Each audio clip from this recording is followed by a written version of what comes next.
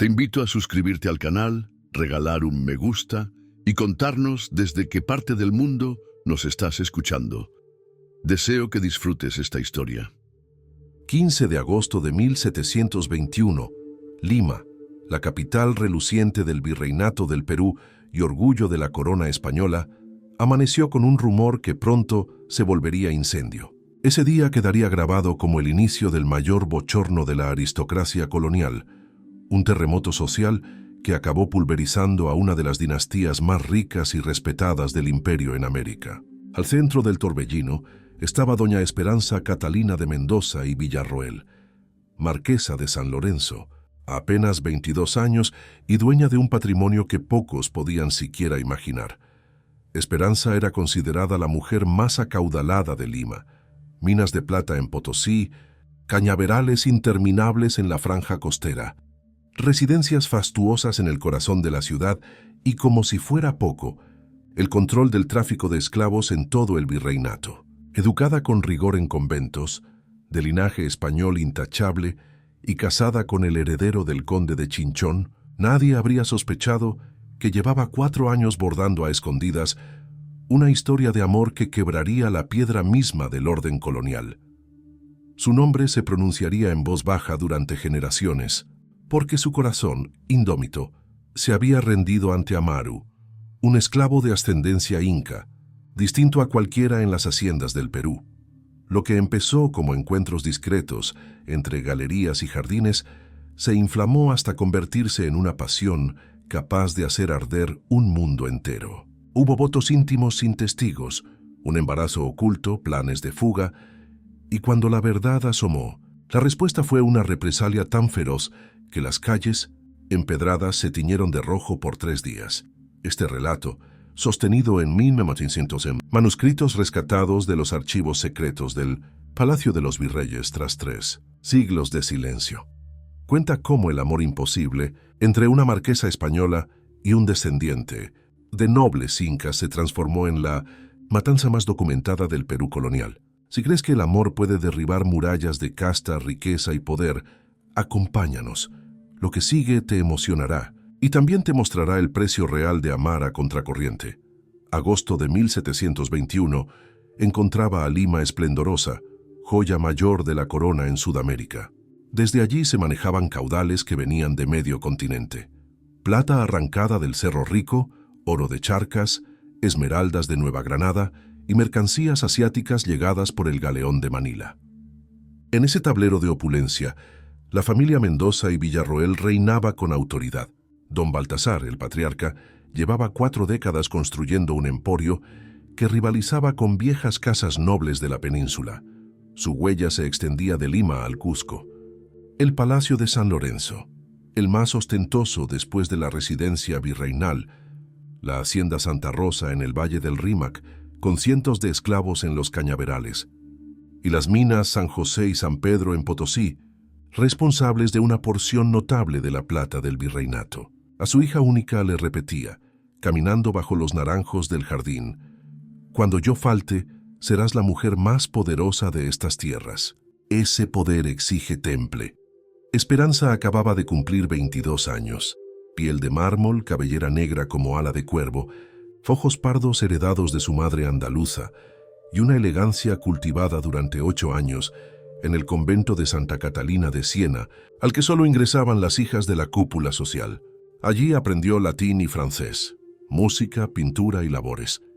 Las dominicas la consideraban ejemplo de virtud y refinamiento, destino natural de gran dama. En enero de 1720, su padre cerró el matrimonio más ventajoso de la colonia. La marquesa uniría su destino a don Fernando de Mendoza y Leiva, conde de Chinchón e hijo de un virrey anterior. La ceremonia en la catedral, con asistencia del virrey en funciones, costó lo que muchas ciudades no gastaban en un año. Don Fernando, formado en Salamanca y Madrid, era atento y capaz. El enlace parecía perfecto para cimentar la hegemonía de los Mendoza. Pero bajo esa superficie sin grietas latía un secreto con nombre propio.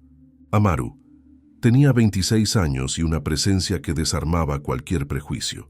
Descendía de Curacas del Cusco. No había sido adquirido por su fuerza, sino por su inteligencia. Hablaba quechua, español y latín, conocía de minería, agricultura y comercio, entendía los engranajes del Tahuantinsuyo y de la administración española. Alto, atlético, de piel cobriza y rasgos serenos, imponía respeto incluso en su condición de esclavo. Don Baltasar vio en él algo más que mano de obra. Lo convirtió en administrador de confianza fuera de Lima, con carta blanca para viajar, revisar cuentas y custodiar secretos comerciales. Amaru dormía en aposento propio dentro del palacio.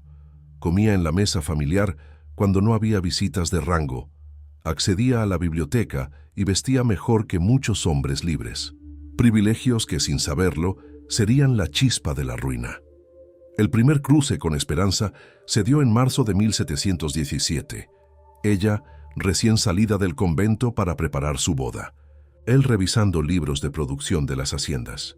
Un saludo respetuoso, una felicitación por el matrimonio, y la sorpresa de ella al escuchar a un esclavo hablar con una precisión y una elegancia impropias, según los prejuicios, de su estatus. Ese intercambio, inocente en apariencia, abrió un camino del que ya no volverían. Desde abril de 1717, los jardines del Palacio de San Lorenzo se convirtieron en aula, refugio y frontera. Las preguntas de Esperanza sobre Potosí, sobre la maquinaria del virreinato, sobre el sufrimiento de los indígenas, las respuestas de Amaru, firmes y humanas, mostrando la cara que no se enseñaba en los claustros. Ella descubría en él sensibilidad y nobleza. Él veía en ella algo inédito, una mujer española con verdadera hambre de entender antes que juzgar. El punto de quiebre llegó durante las fiestas de la Virgen de las Mercedes, en septiembre de 1717. Cansada del oropel y la vanidad de los suyos, Esperanza buscó aire en los jardines. Amaru, al verla turbada, le preguntó si estaba bien. Por primera vez, alguien se interesaba por su persona y no por su título. «Vivo en una jaula dorada», confesó. «Tengo todo, menos libertad para ser quien soy». Aquella noche, sin proponérselo, los dos cruzaron un umbral que ya no podrían desandar. A partir de entonces, dejaron de ser la marquesa curiosa y el administrador ilustrado para convertirse en dos almas que se reconocían. En noviembre, con la audacia que solo da el amor naciente, ella le tomó la mano. Estaba enamorándose. Él, con la certeza de estar firmando su sentencia, admitió sentir lo mismo. Sabían que estaban invocando el desastre, y aún así eligieron avanzar. Diciembre de 1717 los encontró caminando sobre un hilo. La confesión de amor se había vuelto un pacto secreto que exigía astucia y silencios medidos. Esperanza hiló una coartada creíble. Aprovecharía la hora de la siesta para aprender la administración del patrimonio familiar. La biblioteca del palacio, con olor a cuero y tinta fresca, pasó a ser su santuario. Allí, entre libros de cuentas y mapas de haciendas, se cruzaban miradas, se rozaban dedos y florecía una intimidad alimentada por conversaciones que iban de la filosofía a la poesía, de las dudas a los sueños. María del Carmen, su doncella de confianza, percibía movimientos, suspiros, cartas que aparecían y desaparecían. La lealtad, sin embargo, le ató la lengua. En ese refugio de madera y pergamino, Amaru le habló de la montaña que sangraba plata, Potosí y su costo humano, de mitas interminables y galerías que tragaban vidas. Ella, formada para creer en el brillo civilizador del imperio, empezó a ver las sombras, la explotación, el dolor silenciado, culturas enteras arrasadas. Él le compartía versos en quechua que luego traducía. Ella le respondía con latines y sonetos españoles. No eran solo amantes furtivos, eran dos mundos enseñándose mutuamente a respirar. En enero de 1718, la noche no le alcanzó a Esperanza para guardar tanta marea en el pecho y escribió una carta que ardía. Ya no era curiosidad, era amor que la asustaba y la liberaba. Amaru la guardó como si fuera un relicario. Le respondió con pulso firme y devoción sin ambajes.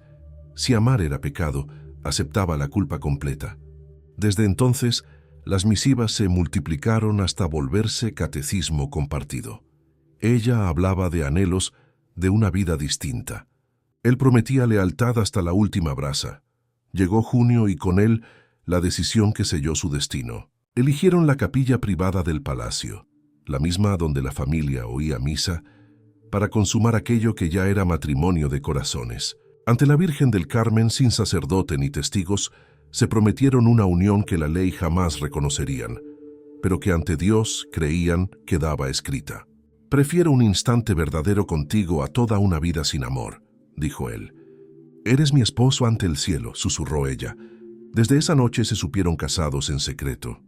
El resto de 1718 fue su luna de miel clandestina. Aprendieron a desaparecer entre sombras. Una capilla abandonada en una hacienda lejana, los jardines tras el convento de Santa Catalina, la ribera del Rímac, cuando la ciudad aún dormía.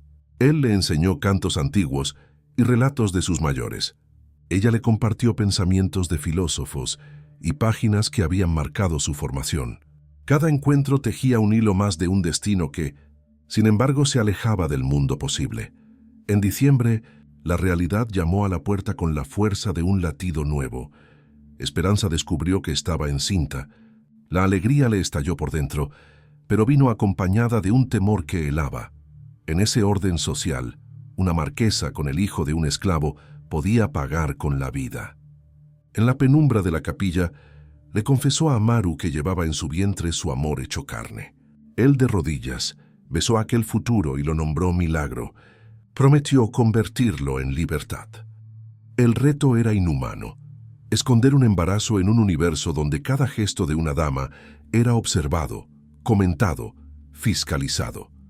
Ella calculó horarios, vestidos más holgados, corpiños que disimulaban.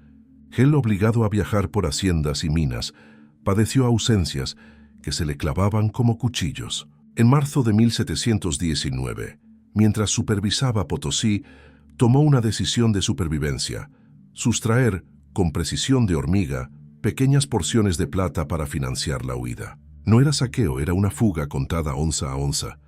Para abril, con 5 meses de gestación, el plan tenía forma. Con identidades nuevas, embarcarían en el Callao rumbo a Cartagena de Indias, y desde allí levantarían una vida en la que su hijo respirara sin cadenas. El tiempo, sin embargo, corría en contra. Las fiestas, los bailes, las visitas al virrey eran escenarios peligrosos para un vientre en crecimiento. «Retomaré la vida social pronto», prometía ella en la mesa familiar, mientras por dentro solo contaba semanas. En mayo, la fragilidad dio aviso.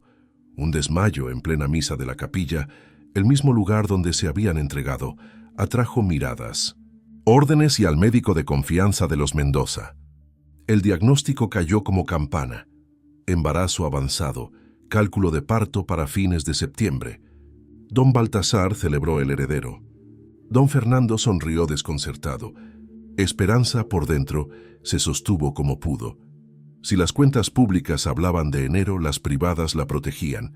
Tendrían apenas 4 meses para escapar antes de que los rasgos del recién nacido delataran una verdad mortal. Esa noche, con la prisa de quien escribe para salvar su vida, envió una carta a Amaru. El secreto había sido descubierto. La familia creía otra historia, y el reloj marcaba agosto como fecha límite.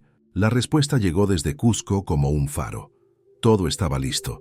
El 25 de julio zarparían en el Santa Isabel hacia Cartagena. «Resiste», me escribió él. «La libertad nos espera». Lo que ninguno sospechó fue que un par de ojos leales, los de María del Carmen, empezaban a atar cabos. Su amor de madre postiza se debatía entre protegerla y evitar la ruina que se cernía sobre todos. Julio de 1719 envolvía Lima en un invierno tibio, pero el calor real estaba dentro del Palacio de San Lorenzo. Esperanza, con 7 meses de embarazo, había logrado mantener la ilusión de que apenas llevaba 5, gracias a vestidos amplios y al diagnóstico del doctor Valdés. En las sombras, ella y Amaru ultimaban cada detalle de la fuga. El barco Santa Isabel, con el capitán Rodrigo Márquez comprado en silencio, partiría del Callao el 25 de julio al alba. Con oro y plata escondidos en una bolsa de cuero, habían financiado un futuro en tierras lejanas. El plan era meticuloso. Esperanza dejaría una carta. asegurando que se retiraba a un convento de clausura en Cusco para preparar espiritualmente el nacimiento. Eso daría semanas de margen antes de que alguien descubriera la verdad. «Nuestro hijo nacerá libre», le decía ella a Amaru acariciando su vientre. «Será ciudadano de Nueva Granada, no esclavo en el Perú». Amaru, confiado, respondía: «Será la prueba viva de que el amor puede desafiar imperios». Pero había una variable que no habían calculado del todo: María del Carmen. La doncella, que había estado junto a Esperanza desde su infancia, observaba con ojos de madre. Había cambiado sus pañales, la había acompañado en sus miedos nocturnos y la había vestido para su boda. Para ella la marquesa era su niña, y lo que veía la aterraba. Cartas ocultas, sonrisas secretas, un embarazo que no coincidía con las fechas de matrimonio. «Dios mío», murmuraba en soledad, «mi niña va a arruinarse, y con ella a todos». El 20 de julio, 5 días antes de la huida, María del Carmen tomó la decisión más dura de su vida. Interceptó una carta de Amaru dirigida a Esperanza. El contenido era demoledor: promesas de libertad, el reconocimiento del hijo y el anuncio de la partida en 3 días. Con lágrimas en los ojos, llevó la carta al despacho de don Baltasar. «Señor Marqués», dijo temblando, «esto le destrozará el corazón, pero debe saberlo». Baltasar la leyó 1, 2, 3 veces. Las palabras parecían cuchillos hundiéndose en la carne de su honor. El golpe era total. No se trataba de rumores, ni de sospechas vagas. Su hija, la heredera de todo un linaje, amaba a un esclavo, llevaba en su vientre un hijo suyo y planeaba huir esa misma semana. «¿Desde cuándo lo sabes?», le preguntó Baltasar con voz helada. «Hace meses que sospecho», confesó María, «pero hoy tuve la certeza. Ella está enamorada de Amaru y ese niño no es de don Fernando». El silencio del despacho pesaba como un ataúd. Baltasar caminó hacia la ventana desde la cual podía verse el mismo jardín donde el amor había germinado en secreto. «María, esta noche harás lo que yo diga. Revisarás sus pertenencias, traerás cada carta y mañana impedirás que ponga un pie fuera del palacio. Nadie debe saberlo. Ni Fernando, ni mis hermanos, ni siquiera tu confesor. Esto puede matarnos a todos».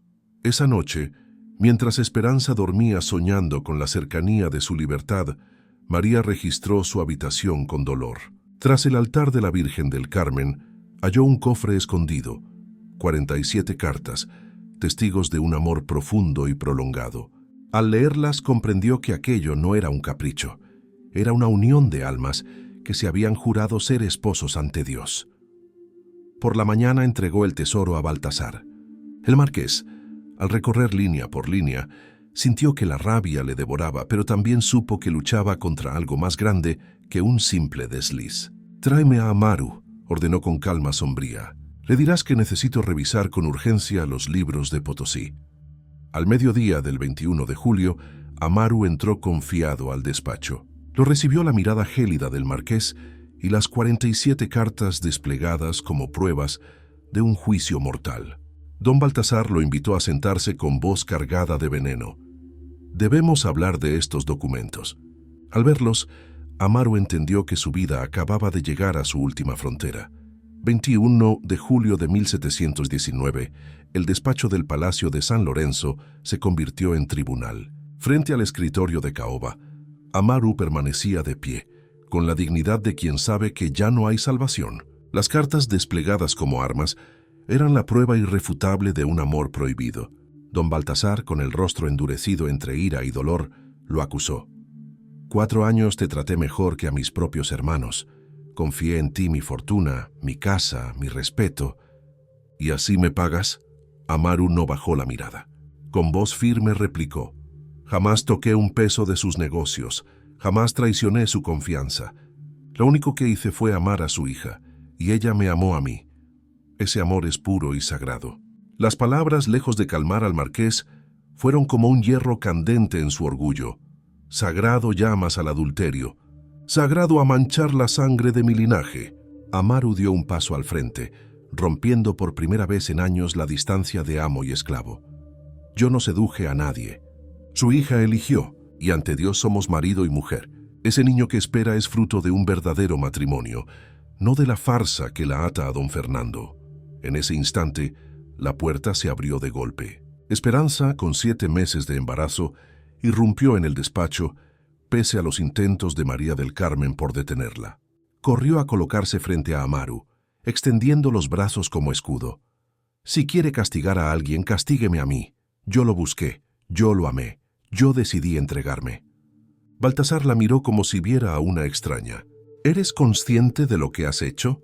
Has destruido a tu familia. Ella, con voz temblorosa pero firme, respondió: Papá, me enamoré, y lo hice del hombre más noble que he conocido. ¿Qué importa que sea esclavo? Su sangre es tan noble como la nuestra. Sus ancestros reinaron antes que los nuestros conquistaran. Aquellas palabras fueron un puñal en el corazón del marqués. ¿Te has vuelto loca? Ese hombre te ha envenenado la mente. Amaru entonces habló: No, señor. Su hija es la única que ha tenido la claridad de ver más allá del color de mi piel. La he amado, la he respetado y la he hecho feliz. ¿Puede decir lo mismo de don Fernando? La mención del esposo oficial agitó aún más la tormenta. ¿Fernando sabe la verdad?, le preguntó Baltasar. Esperanza negó. Él cree que el hijo es suyo. Pero cuando el marqués quiso saber qué pasaría si el bebé nacía con rasgos indígenas, ella enmudeció. Fue Amaru quien, tomando su mano, confesó: Íbamos a huir mañana al amanecer. Un barco nos espera en el Callao.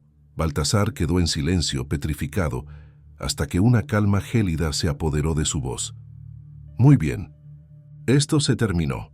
María trae a mis hermanos, a don Fernando y a don Rafael Villarroel, que vengan armados. Esto ya no es asunto privado. Es cuestión de honor familiar.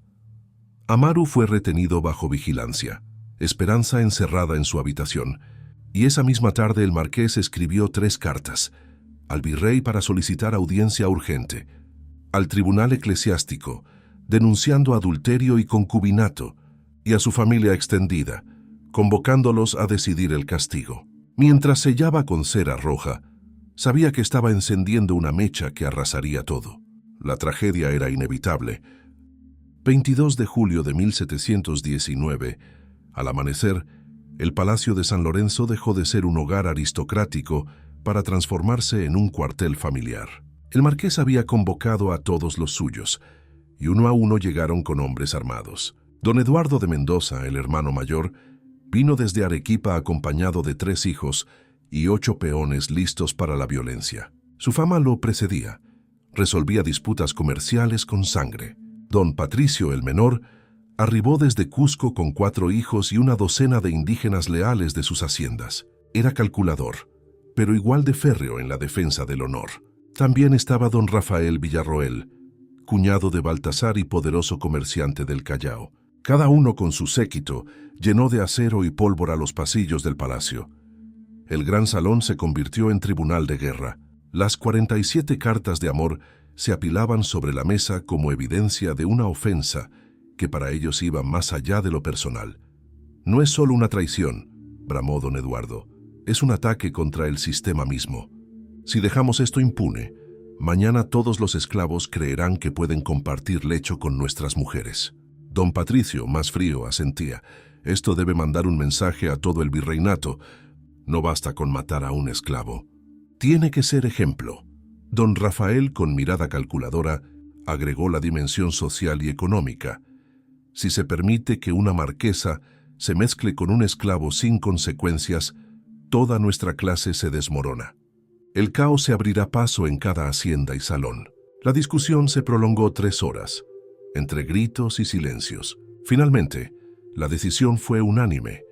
Amaru sería ejecutado públicamente en la Plaza Mayor, Esperanza desheredada y enviada de por vida a un convento.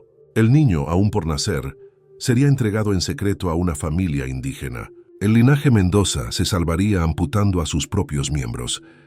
Ese mismo día, don Fernando, esposo de Esperanza, fue informado. Al enterarse, su furia estalló. Me convirtió en el hazmerreír de Lima. Exijo que sea castigada como corresponde a una adúltera. Su voz se unió a la de los Mendoza. La marquesa debía desaparecer del mundo social, aunque respirara tras los muros de clausura. Esa noche, Baltasar subió a la habitación donde su hija, encerrada, lloraba con el vientre pesado. Con voz quebrada le comunicó la sentencia. Amaru morirá mañana al mediodía en la Plaza Mayor. Tú serás enviada al convento de Santa Rosa para nunca volver a salir. Ella, sin lágrimas, replicó: «Prefiero morir con él que vivir sin su amor». Baltasar cerró los ojos. Morir no es opción. Vivirás, pero como muerta para el mundo. El destino estaba marcado. La ciudad entera pronto sabría lo que la familia había decidido, y la sangre caería sobre las piedras de Lima. 3 de julio de 1719, el sol del mediodía caía sobre la Plaza Mayor de Lima, abarrotada por más de 5.000 almas, convocadas por la curiosidad, el morbo y la obediencia al llamado del virrey. El rumor había corrido como pólvora. Un esclavo osó amar a una marquesa y sería ajusticiado. El virrey don Diego Morcillo Rubio de Auñón había autorizado la ejecución, convencido de que era la única manera de frenar cualquier tentación de rebelión en un virreinato que se sostenía sobre jerarquías rígidas. El tribunal eclesiástico ya había dictado sentencia. Amaru moriría en pecado, acusado de adulterio y concubinato. Lo trasladaron desde la cárcel real en una carreta de madera, con las manos atadas y la soga colgando de su cuello. El pueblo enardecido lo insultaba y le lanzaba piedras. «Muere, negro maldito», gritaban convencidos de que presenciaban una lección necesaria. Pero Amaru mantenía la frente en alto, sereno, con la dignidad de quien sabe que lo matan por haber amado. En el cadalso, el verdugo le ofreció una salida: confesar públicamente que había violado a la marquesa. Eso salvaría el honor de la familia Mendoza. Amaru con voz clara se negó. «¡Pueblo de Lima! Voy a morir por amar a una mujer noble y buena. No me arrepiento». Su amor fue lo más puro que conocí en esta vida. Sus palabras provocaron más gritos de odio, pero también en algunos rostros un destello de incomodidad. Desde la ventana de su encierro en el palacio, Esperanza contemplaba la escena. Su vientre de 7 meses latía de miedo y dolor. Cuando vio tensarse la cuerda y el cuerpo de Amaru balancearse, un grito mudo la atravesó antes de desvanecerse. Eran las 12:47 de la tarde cuando el amor de su vida fue ejecutado. El cadáver permaneció expuesto 3 días colgado en la plaza, advertencia brutal para cualquiera que soñara con desafiar el orden colonial. Esa misma noche, Esperanza fue conducida en secreto al convento de Santa Rosa de las Rosas. Allí, detrás de muros fríos y silencios eternos, viviría lo que restaba de su existencia. Pero la historia no terminó con la soga.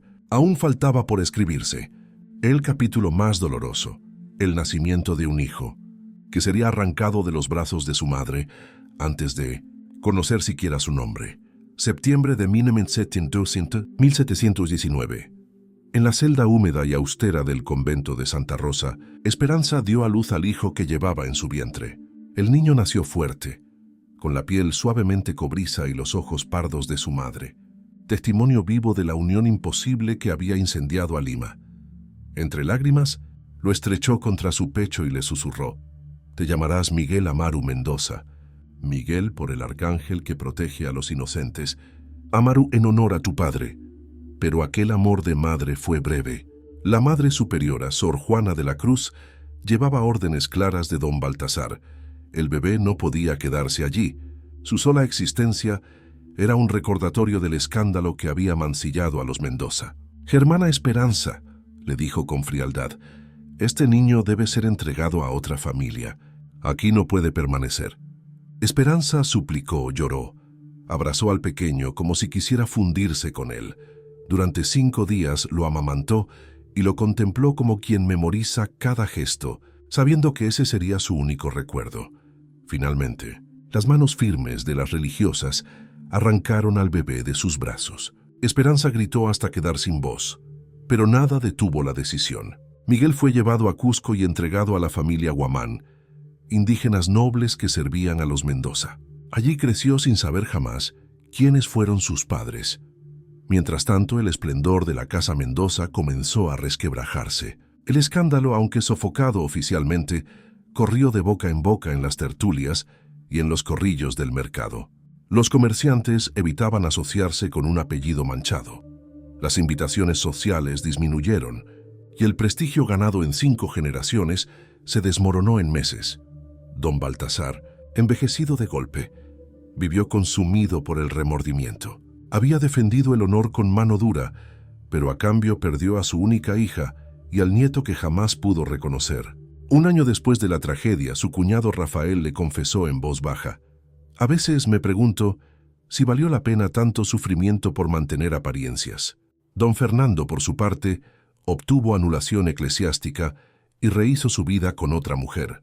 Nunca volvió a pronunciar el nombre de Esperanza. En el convento, ella adoptó el hábito con el nombre de Sor María de los Dolores. Durante 40 años vivió en silencio, orando cada día por el alma de Amaru y por el hijo que no pudo criar. Murió en 1759, a los 60 años, sin haber salido jamás del claustro. Pero su historia no estaba enterrada del todo. Miguel, el hijo perdido, llevaba en la sangre el fuego de aquel amor imposible, y su destino aún tenía mucho por revelar. Miguel Amaru Guamán creció en Cusco bajo el techo de la familia indígena que lo adoptó. Nunca supo de dónde venía, pero desde niño todos notaban que era distinto. Su inteligencia brillaba como un faro, aprendía rápido, dominaba las cuentas, comprendía el comercio con una agudeza que sorprendía incluso a los adultos. A los 25 años, ya era uno de los comerciantes indígenas más prósperos de la región andina. Nadie imaginaba que en su sangre corría tanto el linaje de conquistadores españoles como la nobleza inca de sus antepasados. En 1744, cuando tenía 25 años, un anciano sacerdote llegó a Cusco buscando a aquel joven que todos admiraban. Era el padre Tomás de Villanueva, confesor de Sor María de los Dolores, el nombre que Esperanza había tomado en el convento. La marquesa, antes de morir, le había dejado una petición solemne: encontrar a su hijo y revelarle la verdad.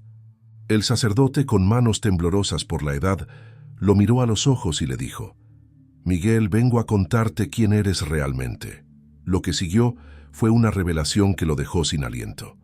Padre Tomás le relató toda la historia: el amor entre Esperanza y Amaru, el matrimonio secreto, la traición, la ejecución pública y el encierro perpetuo de su madre. Miguel escuchaba con lágrimas contenidas, sintiendo que su vida entera adquiría un nuevo significado.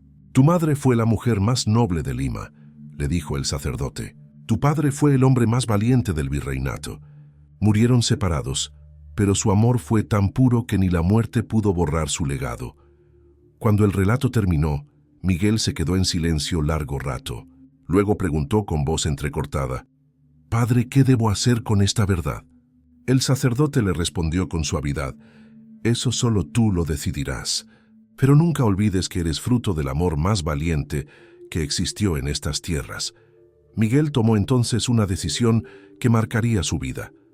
No revelaría su origen públicamente. No quería abrir viejas heridas ni desatar nuevas venganzas, pero sí honraría la memoria de sus padres. En secreto, comenzó a ayudar a los hijos mestizos y mulatos que, como él, eran fruto de uniones prohibidas. Creó un fondo con parte de su fortuna para pagar su educación, darles herramientas y abrirles caminos que la sociedad les negaba. Cuando murió en 1789, a los 70 años, dejó un testamento escrito con su puño y letra, donde relataba la historia completa de Esperanza y Amaru. El documento fue depositado en los archivos de la Catedral del Cusco, oculto durante siglos. Pasaron 235 años antes de que, en 2024, un historiador lo encontrara y diera a conocer al mundo aquel relato sepultado por el miedo y la vergüenza de una época. La historia de Esperanza y Amaru no fue un simple escándalo colonial. Fue la prueba de que el amor verdadero podía desafiar imperios y sobrevivir más allá de la muerte. El hallazgo del testamento en 2024 iluminó con fuerza un episodio que había sido enterrado por más de 3 siglos. Los manuscritos, ocultos en los archivos de la Catedral del Cusco, revelaban con detalle la tragedia de la marquesa Esperanza Catalina de Mendoza y Villarroel y su amado Amaru. El historiador que los descubrió quedó asombrado. No se trataba de una simple anécdota, sino de un relato documentado con nombres, fechas y lugares, prueba de que aquel amor prohibido realmente existió y sacudió los cimientos de Lima colonial. La noticia no tardó en difundirse entre académicos, investigadores y medios de comunicación. Por primera vez, la voz de Esperanza y Amaru se escuchaba sin censura, a través de las cartas y las confesiones guardadas por su hijo Miguel. Se comprendió que el escándalo que había arrasado con la familia Mendoza no fue solo un asunto de honor manchado, sino un choque entre dos mundos: la rigidez de la aristocracia colonial y la dignidad indómita de un descendiente de los incas.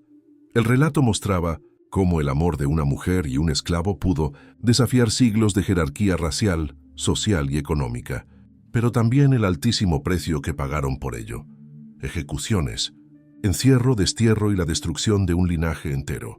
Lima quedó marcada para siempre por aquella masacre. Aunque el poder oficial se empeñara en borrar cualquier rastro de la historia, hoy, al mirar hacia atrás, entendemos que el sacrificio de Esperanza y Amaru no fue en vano. Su amor dejó un legado silencioso que sobrevivió en su hijo Miguel, y en cada gesto de resistencia que ayudó a otros mestizos e hijos de uniones prohibidas a encontrar un lugar en el mundo. Su vida es testimonio de que el amor verdadero puede trascender murallas, linajes y castigos. Este relato nos invita a reflexionar. ¿Qué estamos dispuestos a arriesgar por amor? ¿Qué valor tiene la libertad cuando el precio es perderlo todo? Esperanza y Amaru demostraron que, aunque las cadenas del poder intenten sofocar la verdad, el amor siempre encuentra la manera de resistir. Si esta historia tocó tu corazón, compártela. Así la memoria de quienes se atrevieron a amar contra todo permanecerá viva. Y dime en los comentarios, ¿crees que valió la pena tanto dolor por defender un amor imposible? El eco de la historia de Esperanza y Amaru se ha mantenido vivo porque encierra una lección universal. El amor puede desafiar a los imperios, pero también puede costar la vida. Aquella joven marquesa de apenas 22 años, heredera de una de las familias más ricas del virreinato, decidió entregar su corazón a quien la sociedad consideraba indigno. Y Amaru, un esclavo con la dignidad intacta, se atrevió a mirar de frente a su amo y decirle que lo que unía a su hija con él no era pecado, sino un matrimonio verdadero ante Dios. Ese acto de valentía fue castigado con la horca y el encierro perpetuo, pero sembró una semilla que germinaría décadas después en su hijo Miguel. La historia de ambos no es solo un relato romántico, es también una denuncia contra un sistema que medía a las personas por su linaje y su color de piel, condenando a muerte cualquier intento de igualdad. El testamento hallado en Cusco no solo reveló un secreto oculto, sino que devolvió la voz a quienes fueron silenciados por siglos. Hoy, 300 años después, seguimos preguntándonos, ¿qué significa realmente la pureza del honor? ¿Mantener intacta una reputación manchada de injusticia o defender el derecho a amar con libertad? La familia Mendoza preservó su apellido a costa de sangre y dolor, pero su grandeza se derrumbó. En cambio, el legado de Esperanza y Amaru sigue inspirando porque está hecho de amor, sacrificio y verdad. Sus vidas nos recuerdan que la historia no siempre la escriben los vencedores. A veces, los secretos guardados en cofres olvidados acaban revelando la auténtica grandeza de quienes se atrevieron a desafiarlo todo. Al volver sobre esta tragedia, comprendemos que el caso de Esperanza y Amaru fue más que un romance prohibido. Fue un desafío abierto a las estructuras más sólidas del virreinato. La aristocracia limeña vivía obsesionada con la limpieza de sangre, convencida de que el poder debía transmitirse intacto entre familias blancas de ascendencia española. El solo hecho de que una marquesa portara en su vientre el hijo de un esclavo indígena era una afrenta que no podían permitir. Por eso, la reacción fue tan violenta. La ejecución pública, el encierro perpetuo y la entrega del niño a otra familia no fueron decisiones aisladas. Fueron castigos ejemplares diseñados para sembrar miedo en todos los rincones del Perú colonial. Nadie debía atreverse a repetir esa transgresión. La familia Mendoza creyó salvar su apellido con sangre, pero en realidad firmó su sentencia de decadencia. En pocos años, su prestigio se desmoronó y jamás volvió a recuperar la influencia de antaño. Sin embargo, el amor que intentaron borrar sobrevivió. Persistió en las cartas ocultas, en la memoria de María del Carmen, que fue testigo silenciosa, en las oraciones de esperanza bajo los muros del convento y finalmente en la vida de Miguel, que sin conocer su origen, continuó la obra de sus padres ayudando a quienes, como él, eran fruto de uniones prohibidas. Ese es el verdadero triunfo de esta historia. Aunque quisieron enterrarla bajo la vergüenza, resurgió siglos después para recordarnos que ningún poder es eterno y que el amor, cuando es verdadero, deja huellas imposibles de borrar. Cuando el testamento de Miguel salió a la luz, los historiadores comprendieron que no solo estaban ante un relato familiar, sino frente a una radiografía del poder colonial y sus fracturas. El documento revelaba cómo la rigidez de la aristocracia limeña había condenado a muerte y silencio una historia que, en esencia, hablaba de humanidad y de amor.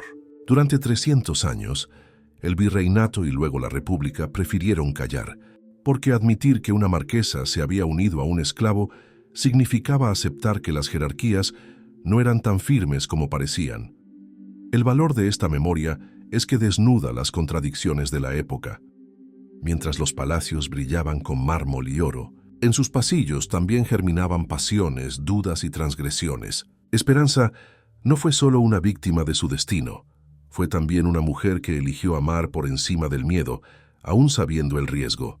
Y Amaru, en lugar de resignarse a su condición, reclamó con dignidad lo que creía justo: ser reconocido como esposo y padre.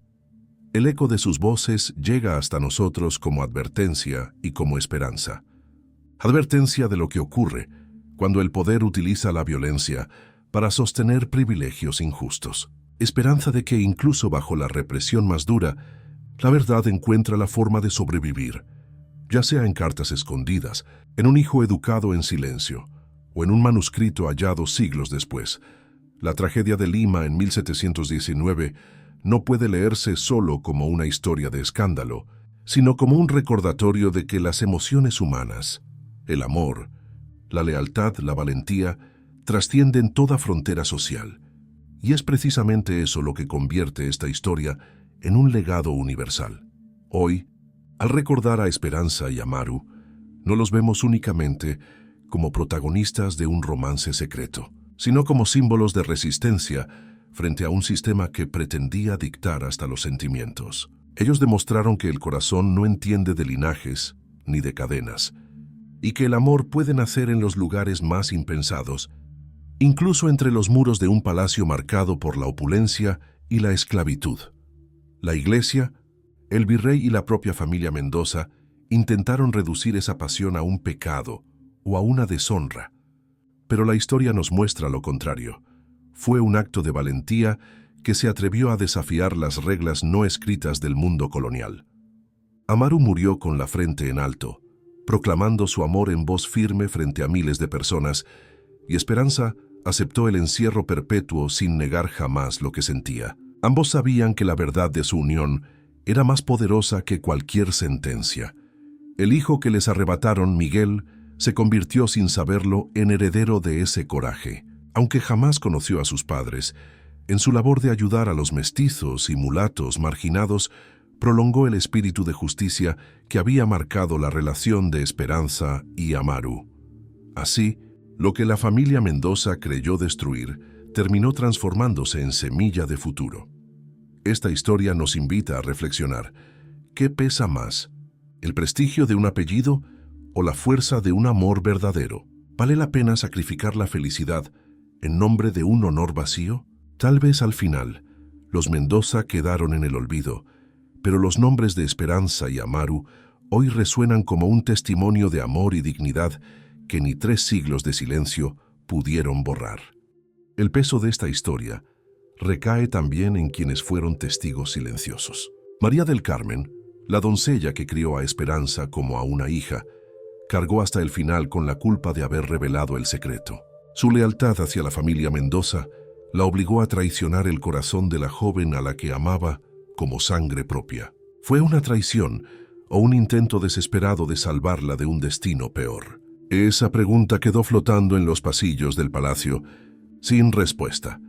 El virrey y los tribunales eclesiásticos, al autorizar la ejecución de Amaru, no solo castigaron a un hombre, sino que reforzaron un sistema que mantenía a miles bajo cadenas. La muerte del joven inca sirvió como advertencia. Ningún esclavo debía olvidar su condición.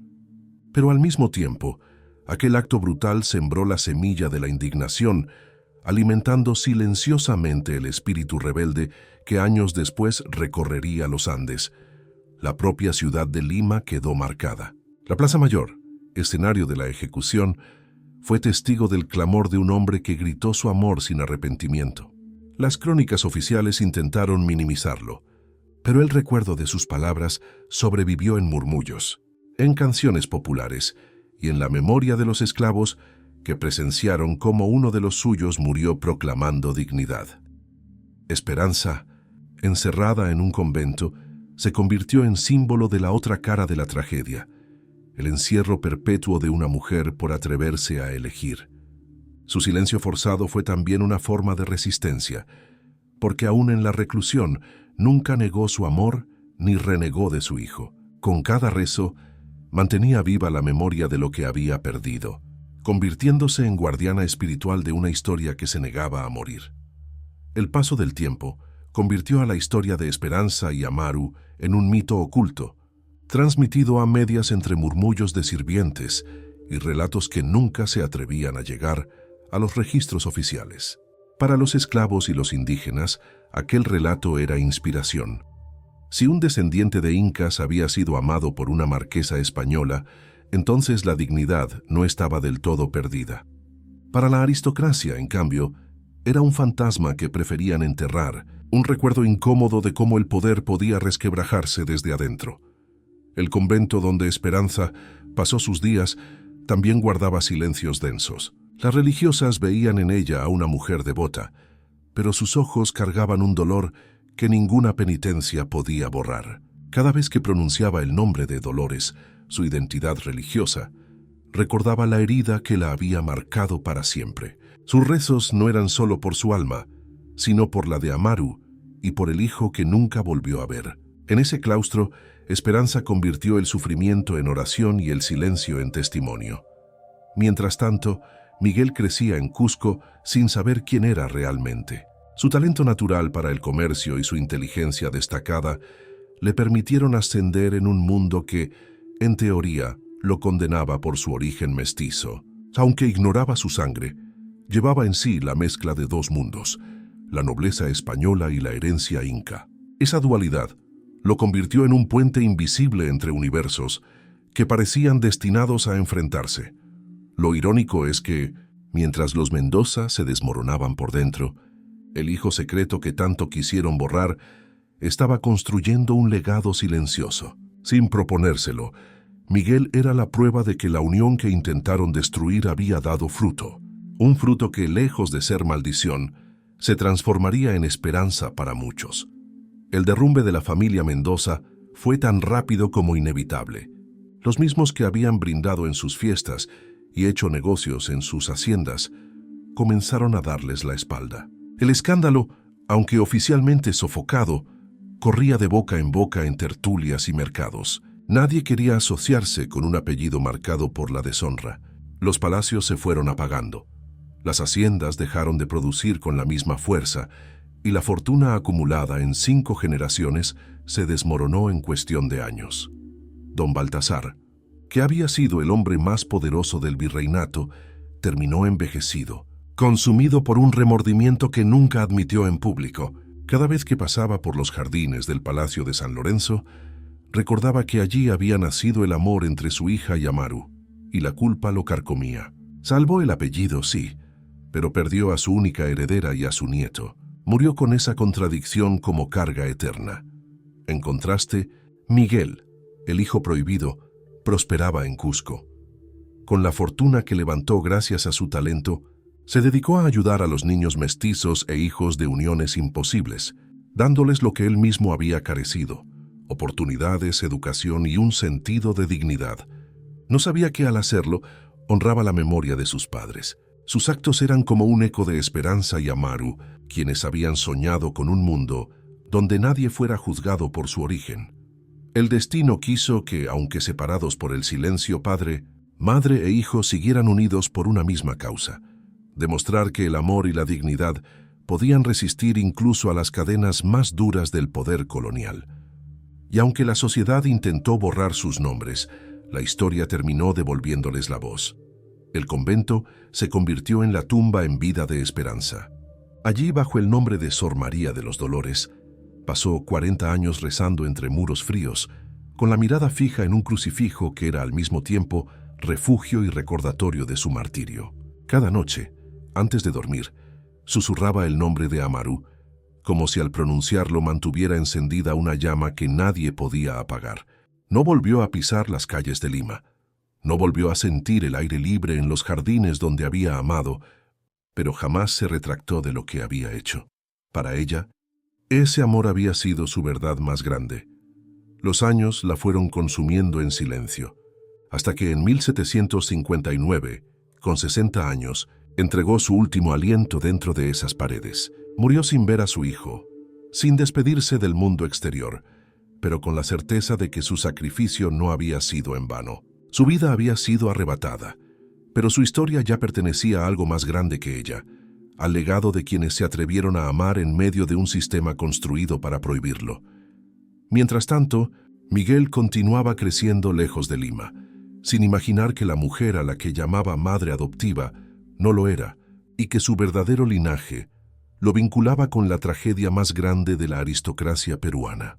La sangre de Esperanza y Amaru corría en él como un secreto que lo acompañaba a cada paso, una verdad escondida que algún día saldría a la luz. Así, la vida de la marquesa que lo arriesgó todo, del esclavo que murió proclamando amor, y del hijo arrancado de sus brazos, quedaron entrelazadas para siempre. Aunque el virreinato intentó silenciarlos, la historia aguardaba pacientemente el momento de ser contada. Miguel alcanzó la madurez convertido en un comerciante respetado en Cusco.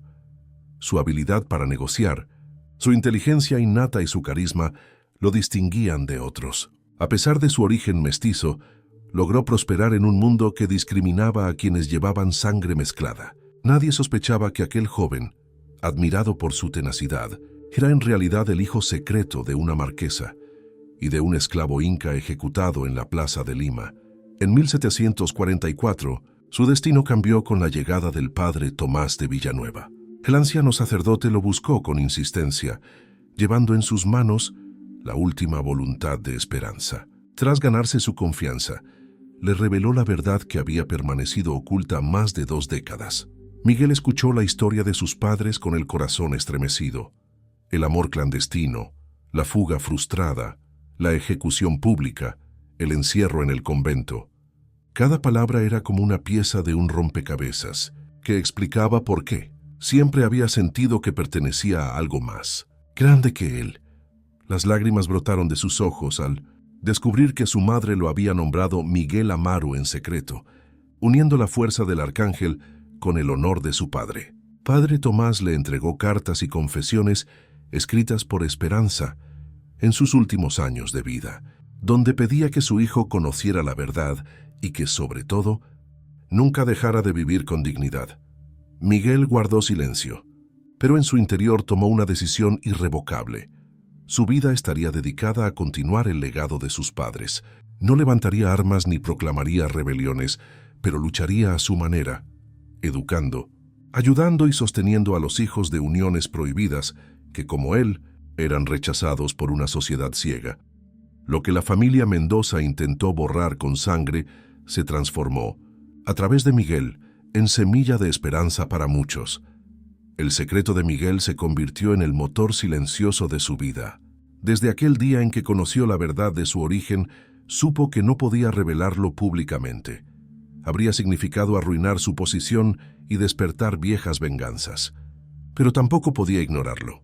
Decidió transformar esa herencia dolorosa en obra de justicia. Con parte de su fortuna, creó un fondo discreto para financiar la educación de niños mestizos y mulatos, hijos de amores prohibidos que la sociedad rechazaba. Les pagaba maestros, les conseguía libros y en ocasiones incluso patrocinaba viajes para que aprendieran oficios en otras ciudades. Miguel veía en cada uno de esos jóvenes un reflejo de sí mismo, hijos de 2 mundos, condenados al silencio, pero con la capacidad de tender puentes. Su generosidad no buscaba reconocimiento, y por eso pocos conocían el origen de aquel dinero. Para él, cada vida que lograba encaminar era un homenaje a Esperanza y a Maru, a quienes habían dado todo por amor. Con el tiempo, Miguel se convirtió en un personaje influyente en Cusco. Los comerciantes lo respetaban, los indígenas lo consideraban un aliado y los mestizos lo miraban como alguien que, sin alardes, les abría puertas. No hablaba de su pasado, pero en sus decisiones se notaba una claridad poco común. No buscaba acumular poder, sino sembrar oportunidades.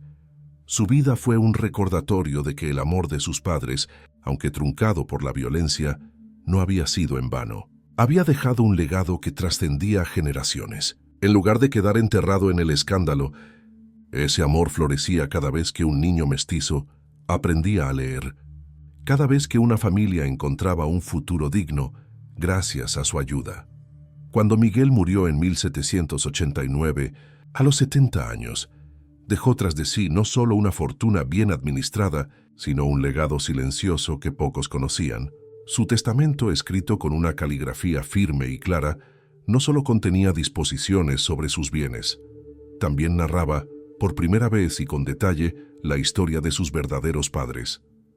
Allí relataba cómo Esperanza Catalina de Mendoza y Villarroel, marquesa de San Lorenzo, y Amaru, esclavo de origen inca, se habían amado contra todas las reglas de su tiempo, pagando con sangre y encierro ese atrevimiento. Ese documento fue depositado en los archivos de la Catedral del Cusco, bajo custodia eclesiástica. Nadie lo leyó durante más de 2 siglos. El tiempo, el polvo y el silencio lo cubrieron como si fuera un secreto maldito, esperando el momento justo para salir a la luz. En él, Miguel pedía que algún día alguien contara la historia sin vergüenza ni miedo. Quería que el mundo supiera que sus padres no habían sido pecadores ni traidores, sino amantes valientes que desafiaron un sistema injusto. Mi existencia, escribió, es prueba de que su amor fue real y más fuerte que la muerte. Que su memoria no se pierda en el olvido de los poderosos, porque su verdad pertenece a todos. Ese testamento era más que una confesión, era una vindicación. Y cuando en 2024 fue finalmente descubierto por un historiador en los archivos, las palabras de Miguel atravesaron los siglos para darle a sus padres la voz que les habían arrebatado. El hallazgo del manuscrito en 2024 fue un acontecimiento histórico. El investigador que lo encontró comprendió de inmediato que no estaba frente a un simple testamento, sino ante una pieza clave para entender la Lima colonial desde una perspectiva silenciada. Durante años, los archivos habían escondido un relato que cuestionaba la base misma del orden virreinal, la idea de que las jerarquías sociales y raciales eran inquebrantables. La noticia se difundió rápidamente en círculos académicos. Historiadores, antropólogos y sociólogos debatieron sobre lo que significaba recuperar la voz de Esperanza y Amaru. Algunos lo vieron como una tragedia romántica, otros como un acto de resistencia política disfrazado de amor. Lo cierto es que la historia revelaba con crudeza cómo el poder colonial castigaba cualquier intento de romper las fronteras de sangre y clase. El testamento también desmentía la versión oficial transmitida por los cronistas de la época, quienes habían reducido el escándalo a un caso de adulterio.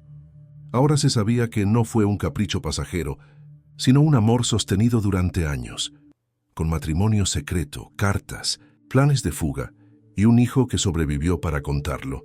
Al conocerse estos detalles, la figura de Amaru dejó de ser la de un simple esclavo ejecutado y se transformó en símbolo de dignidad. Y Esperanza, lejos de ser la marquesa caída en desgracia, pasó a ser reconocida como una mujer que se atrevió a elegir en una época que negaba a las mujeres cualquier derecho a decidir su destino. El rescate de esta memoria no solo reescribió una página de la historia del Perú, sino que también nos recordó que, aunque el poder intente borrar ciertas verdades, siempre hay huellas que esperan ser descubiertas. El redescubrimiento de la historia de Esperanza y Amaru abrió también un debate social más amplio. Muchos se preguntaban cómo habría sido el virreinato si se hubieran permitido uniones como la de ellos. ¿Habría existido menos desigualdad? Se habría evitado tanto sufrimiento, causado por la obsesión con la pureza de sangre. Estas preguntas encontraron eco en un Perú contemporáneo que todavía lucha con las huellas del racismo y la discriminación heredada de aquella época. Los académicos coincidieron en que la verdadera lección de este relato no estaba solo en el drama personal, sino en la forma en que desenmascaraba la violencia de un sistema que prefería destruir familias antes que aceptar la mezcla. La aristocracia limeña pagó un precio altísimo. Creyó salvar su honor castigando a Esperanza y Amaru, pero en realidad sembró la semilla de su propia decadencia. Su apellido se apagó, sus riquezas se fragmentaron y su poder se desmoronó en pocas décadas. En cambio, el legado de los amantes prohibidos sobrevivió a través de Miguel. Aunque vivió en silencio, su obra en favor de los mestizos y mulatos fue una forma de continuar la lucha de sus padres, sin necesidad de rebeliones armadas ni discursos públicos. Su vida fue testimonio de que las ideas más revolucionarias pueden transmitirse en gestos discretos, como educar a un niño rechazado por la sociedad. El relato nos obliga a reflexionar sobre el verdadero significado de la palabra honor. Para los Mendoza, implicaba proteger su apellido a una costa de sangre. Para Esperanza y Amaru, era ser fieles a su amor, incluso sabiendo que les costaría la vida. 3 siglos después, queda claro qué visión trascendió y cuál se desmoronó con el tiempo. Con el tiempo, la figura de Amaru adquirió un simbolismo inesperado. Aunque en los documentos oficiales lo registraron como un esclavo ejecutado por seducir a una marquesa, su dignidad frente al cadalso lo convirtió en leyenda. Su grito en la Plaza Mayor de Lima, «Muero por amar y no me arrepiento», fue recordado en murmullos por generaciones de esclavos e indígenas. No aparecía en los libros de crónicas, pero se transmitía de boca en boca, como un acto de resistencia en medio del sometimiento. Esperanza, por su parte, se transformó en un mito trágico dentro de los conventos limeños. Las monjas hablaban en voz baja de aquella hermana que, aun llevando hábito, nunca dejó de rezar por el alma de un hombre condenado. Su fe fue vista como ejemplo de penitencia, pero también como símbolo de un amor indestructible. Su nombre, Sor María de los Dolores, se convirtió en metáfora de un sufrimiento que ninguna disciplina pudo apagar.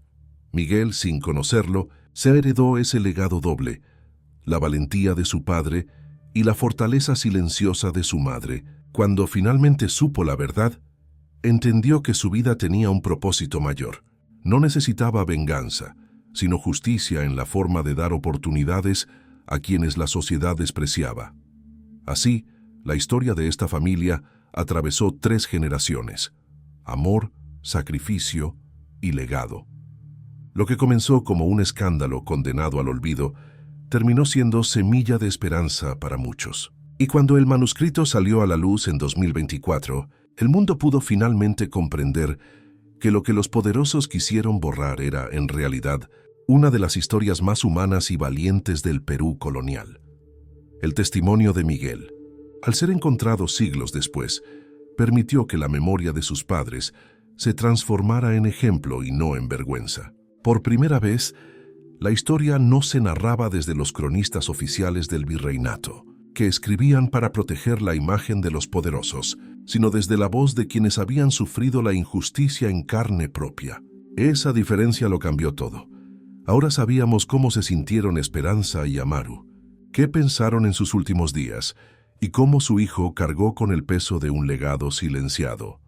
Los investigadores que analizaron el manuscrito coincidieron en que no era simplemente una historia de amor, sino un reflejo de la lucha entre 2 sistemas, uno basado en privilegios y jerarquías raciales y otro en el deseo humano de libertad e igualdad. El choque fue inevitable y el precio fue altísimo.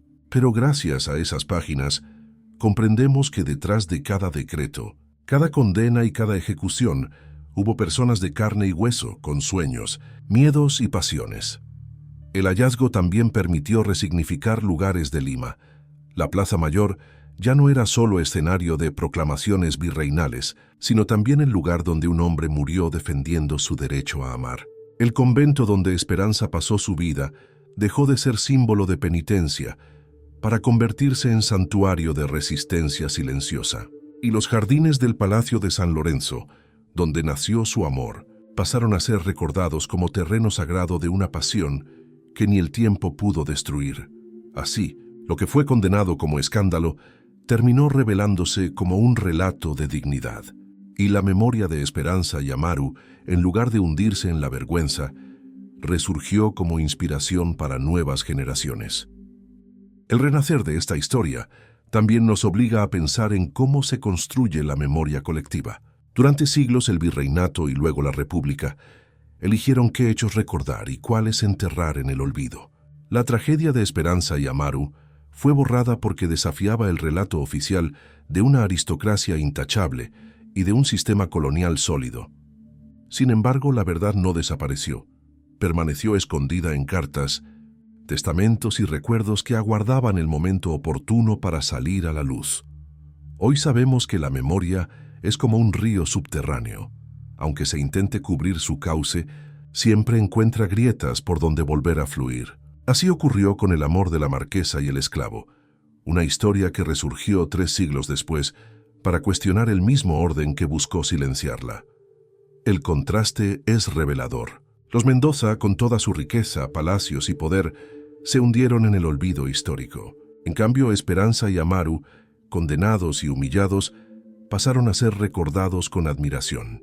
La posteridad decidió qué nombres merecían permanecer, y no fueron los de los poderosos, sino los de quienes se atrevieron a amar. Este giro nos recuerda que la verdadera grandeza no está en las fortunas ni en los títulos, sino en la capacidad de desafiar la injusticia y mantener la dignidad aún frente a la muerte. Por eso, hoy hablamos de Esperanza y Amaru no como víctimas de un escándalo, sino como símbolos de valentía que dejaron un legado más fuerte que cualquier linaje aristocrático. El caso de Esperanza y Amaru también refleja el poder de las emociones humanas en contextos donde todo parecía dictado por normas rígidas. La aristocracia limeña vivía encerrada en protocolos y alianzas estratégicas, donde los matrimonios eran transacciones y no uniones por afecto. En medio de esa frialdad, el amor entre ellos estalló como un fuego imposible de contener. Fue un recordatorio de que, por más cadenas que se impongan, el corazón busca siempre su libertad. Este amor prohibido mostró la fragilidad del sistema colonial.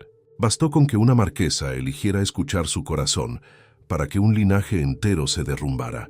Esa es quizá la enseñanza más profunda. No fueron ejércitos rivales ni crisis económicas los que quebraron la gloria de los Mendoza, sino un sentimiento que la nobleza jamás pudo controlar. El poder podía mandar sobre tierras, minas y esclavos, pero no sobre el alma de una joven que se atrevió a amar. Al final, lo que parecía una derrota, la muerte de Amaru, el encierro de Esperanza, la orfandad de Miguel, se transformó en victoria silenciosa. Sus nombres sobrevivieron al tiempo, mientras los de quienes los condenaron se diluyeron en el olvido. La historia los reivindicó, mostrando que no fueron pecadores, sino precursores de un mundo más justo, aunque todavía lejano en su época. Así, su tragedia se convierte en espejo. Nos obliga a preguntarnos cuánto de aquel sistema sigue vivo en nuestras sociedades actuales y qué estamos dispuestos a sacrificar para defender el derecho a amar y a vivir con dignidad. El silencio que cubrió la historia de Esperanza y Amaru durante más de 3 siglos es también una prueba del miedo que inspiraba. No era solo un escándalo personal, sino una grieta en la estructura misma del virreinato. Si una marquesa podía unirse a un esclavo, ¿qué impedía que otros siguieran el mismo camino? Esa pregunta era demasiado peligrosa para los dueños del poder, y por eso se esforzaron en borrar cada huella. Pero el olvido nunca fue completo. Entre los esclavos y sirvientes de Lima, el relato sobrevivió en forma de susurros. Algunos decían que Amaru había muerto como mártir del amor. Otros, que su espíritu seguía protegiendo a los oprimidos. En los conventos, se hablaba de Esperanza como una mujer santa en secreto, castigada no por un pecado, sino por la osadía de desafiar la injusticia. Y en Cusco, aunque Miguel creció sin conocer su origen, su propia vida terminó siendo el eco de ese amor que intentaron callar. El hallazgo de 2024 fue como abrir una ventana a ese pasado. No solo devolvió los nombres y rostros de los protagonistas, sino que también permitió entender la magnitud de la violencia colonial. Nos recordó que el poder no solo se ejercía con ejércitos y leyes, sino también controlando quién podía amar, con quién podía casarse y qué hijos eran legítimos. Hoy, al reconstruir su historia, comprendemos que Esperanza y Amaru no fueron solo amantes trágicos, sino pioneros en desafiar un sistema que se creía invencible, y al hacerlo, dejaron una lección que atraviesa los siglos.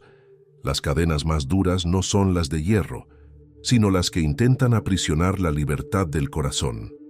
El recuerdo de Esperanza y Amaru también nos muestra cómo los grandes cambios no siempre comienzan con guerras ni levantamientos masivos, sino con decisiones íntimas, una mirada sostenida en los jardines de un palacio, una conversación al amanecer, una carta escrita a escondidas. Fueron esos pequeños gestos los que encendieron una llama imposible de apagar. Lo personal se convirtió en político, porque desafiar el orden del amor significaba desafiar la estructura entera del virreinato. Es imposible no imaginar a Esperanza en sus últimos años de vida, rezando entre las paredes del convento, con la certeza de que, aunque su mundo se derrumbó, había amado de verdad. En esa celda solitaria, quizás comprendió que su sacrificio era más grande que ella misma, porque algún día alguien descubriría la verdad y la contaría. Y así fue. Amaru, por su parte, murió con palabras de amor en los labios. No pidió perdón, no renegó de lo vivido. Al contrario, proclamó su amor frente a miles de testigos, sembrando en la memoria colectiva la idea de que incluso un esclavo podía morir con la frente en alto. Su muerte, pensada como escarmiento, terminó siendo semilla de dignidad. Miguel cerró el círculo, transformando el dolor en esperanza. Sin levantar la voz, construyó puentes donde había muros, ofreciendo a otros mestizos y mulatos lo que a él le fue negado: un futuro con dignidad. Así, los tres, madre, padre e hijo, se convirtieron en una trilogía de amor, sacrificio y legado. Al final, la historia no pertenece solo al pasado. Nos interpela hoy, recordándonos que el poder puede silenciar durante siglos, pero nunca borrar lo que está escrito en el corazón humano. El eco de esta historia en el presente nos invita a replantear lo que entendemos por libertad. Para Esperanza, significaba poder elegir a quién amar, más allá de las cadenas del apellido o de las expectativas sociales. Para Amaru, libertad era ser reconocido como hombre pleno, no como propiedad. Y para Miguel, fue la posibilidad de usar su vida para abrir caminos a otros que, como él, habían nacido en los márgenes de una sociedad que los despreciaba. Cada uno encarnó una forma distinta de resistir. Esperanza lo hizo desde la reclusión, manteniéndose fiel a su amor hasta el último día. Amaru lo hizo con su voz, enfrentando la horca sin renegar de lo que sentía. Y Miguel, con acciones silenciosas, demostró que la verdadera revolución a veces no necesita gritos, sino constancia y compasión. El virreinato creyó sofocar un escándalo, pero lo que realmente hizo fue dar origen a una historia que siglos después inspira respeto y admiración. Ninguna riqueza, ningún título y ninguna ley pudieron borrar lo esencial: la dignidad con la que vivieron y murieron. Hoy, mirar hacia atrás es también una manera de sanar. Reconocer que hubo injusticias terribles, que se cometieron actos crueles en nombre del honor, pero que también existieron hombres y mujeres capaces de desafiarlo todo por amor. Esa memoria es una herencia que no debe perderse, porque nos enseña que incluso en los tiempos más oscuros, siempre hay quienes eligen la luz. La trascendencia de Esperanza y Amaru no radica solo en su tragedia, sino en lo que simbolizan para nuestra época. Ellos representan a todos aquellos cuyos nombres fueron borrados de los archivos oficiales por desafiar las reglas del poder. Detrás de cada sentencia de deshonra o pecado había seres humanos que soñaban, que amaban y que deseaban un futuro distinto. Hoy, al rescatar su memoria, les devolvemos la voz que les fue negada. El testamento de Miguel es más que un documento histórico, es un puente entre siglos. En él, un hijo que nunca conoció a sus padres habla con el corazón de alguien que entendió la magnitud de su sacrificio. Sus palabras atraviesan el tiempo, para recordarnos que las injusticias pueden durar generaciones, pero la verdad siempre encuentra el modo de salir a la luz. El amor de Esperanza y Amaru no logró cambiar su presente, pero sí transformó el futuro. La semilla que dejaron germinó en la vida de Miguel y a través de él en todos los mestizos y mulatos que recibieron apoyo. Que hoy, en pleno siglo XXI, su historia nos inspira a cuestionar los muros que aún nos dividen. Así, lo que comenzó como un escándalo destinado al olvido, terminó convertido en un legado de esperanza.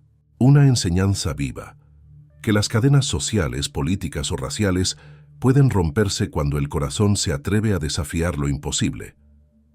Hoy, al mirar hacia atrás, comprendemos que la verdadera fuerza de esta historia no está en su final trágico, sino en la resistencia que representa. Esperanza, Amaru y Miguel encarnan la lucha de quienes se negaron a aceptar un destino impuesto por otros. Su legado nos recuerda que la dignidad no puede ser arrebatada, ni siquiera con la horca, con un convento de clausura o con siglos de silencio. En cada etapa de esta tragedia se revela una enseñanza. El amor de Esperanza muestra el coraje de elegir con el corazón en una sociedad que pretendía gobernar hasta los sentimientos. La valentía de Amaru demuestra que incluso en condición de esclavo se podía morir proclamando la verdad. Y la obra de Miguel confirma que, aún en el anonimato, se puede transformar la vida de muchos. Esa triple herencia es más poderosa que cualquier linaje aristocrático.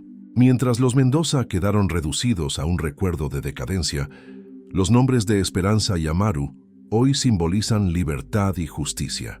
Ellos no buscaron fama ni poder, solo vivir con autenticidad. Por eso, la posteridad los levantó como ejemplo de valentía, mientras a quienes los condenaron se los llevó el olvido.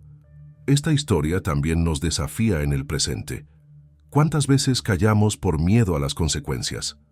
¿Cuántas veces sacrificamos la verdad para mantener una apariencia? Esperanza y Amaru nos enseñan que, aunque el costo sea alto, vivir con autenticidad deja una huella que trasciende siglos.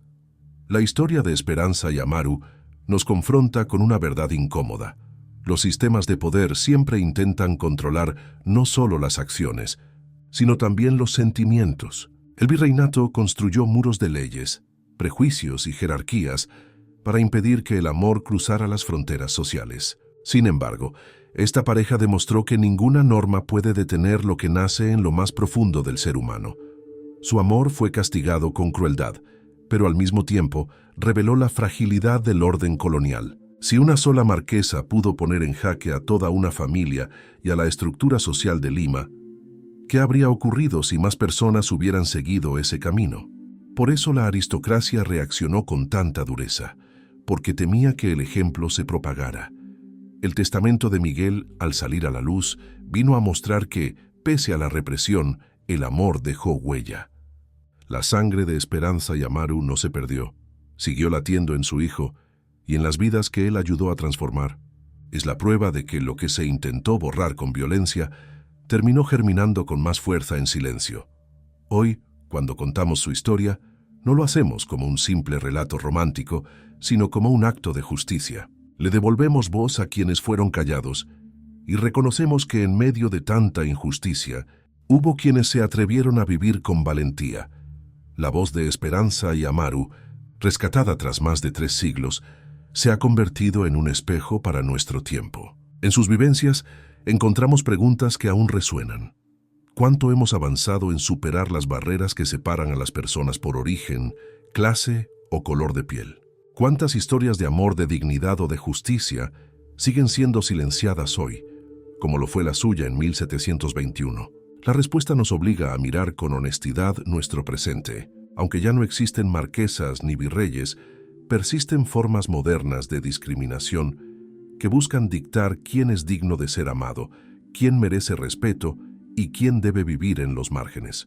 La historia de Esperanza y Amaru no es solo un recuerdo colonial, es un llamado a reconocer que esas cadenas todavía existen y que es tarea nuestra romperlas. Su legado también inspira esperanza. Si un esclavo y una noble se atrevieron a desafiar el poder absoluto del virreinato, ¿qué no podemos hacer nosotros en sociedades más libres? Ellos pagaron con sangre y encierro, pero nos demostraron que el amor y la dignidad tienen una fuerza imposible de apagar. Hoy los recordamos no como víctimas, sino como pioneros. Su tragedia, contada en secreto durante siglos, se transformó en semilla de justicia, y al narrarla, los rescatamos del silencio en el que intentaron enterrarlos, devolviéndoles el lugar que siempre les correspondió en la memoria colectiva. El verdadero triunfo de esta historia es que, pese a la represión y el olvido, terminó siendo contada. Los poderosos que intentaron borrar los nombres de Esperanza y Amaru jamás imaginaron que, siglos después, sus voces volverían a levantarse con más fuerza que nunca. Eso nos recuerda que la verdad puede ocultarse por un tiempo, pero nunca desaparecer por completo. En la Plaza Mayor de Lima, donde Amaru fue ejecutado, hoy se levantan edificios modernos y turistas toman fotografías sin saber lo que ocurrió allí. Sin embargo, al conocer su historia, ese lugar cobra un nuevo significado. Ya no es solo el centro político del virreinato, sino también escenario de valentía y sacrificio. Lo mismo sucede con el convento donde Esperanza pasó su vida. Cada muro parece guardar los susurros de una mujer que, aún enclaustrada, se mantuvo fiel a su amor. Y en Cusco, donde Miguel vivió en silencio, la memoria se mantiene viva en su obra silenciosa. No dejó monumentos ni estatuas, pero cada niño mestizo que aprendió a leer gracias a él fue una piedra más en el edificio invisible de justicia que construyó. Su legado no fue grandilocuente, pero sí duradero. Así los tres dejaron huellas distintas que se complementan: la valentía, la fidelidad y la acción transformadora. Tres caminos unidos por un mismo hilo. El amor que se atrevió a desafiar lo imposible. Y al recordarlos, no solo honramos su memoria, sino también la de todos aquellos que fueron silenciados por atreverse a vivir con dignidad. La historia de Esperanza y Amaru no es solo una tragedia colonial, sino un legado que atraviesa los siglos.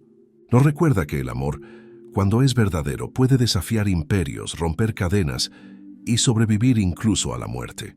Ellos fueron castigados, silenciados y separados, pero su memoria resistió donde la riqueza y los títulos se desvanecieron.